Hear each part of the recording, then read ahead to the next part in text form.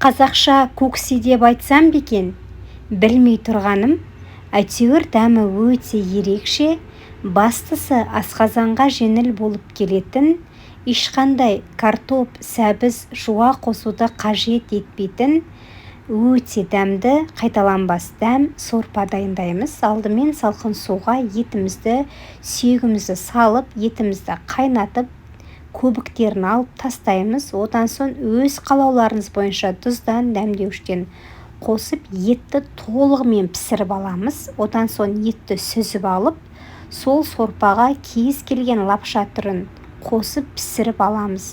Одан соң ыдысымызға сорпаға піскен лапшаны, қызанақты, қиярды ұзынша туралған және етті, суға піскен жұмыртқаны, ортасына көк шөптен қоссаңыздар болады, көк жуадан. Сосын сорпаны құйып, дәл осылай ұсынсаңыздар болады.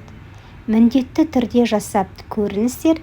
Сіздермен бірге болған мен Әлтен Гаухар. Міндетті түрде қазақ тіліндегі YouTube каналыма қолдау білдіріп, яғни қолдау дегенім лайк басып, парақшама тіркеліп, сіз де өз пікір қалдыруды ұмытпаңыз. Келесі кездескенше аман-есендікте болайық.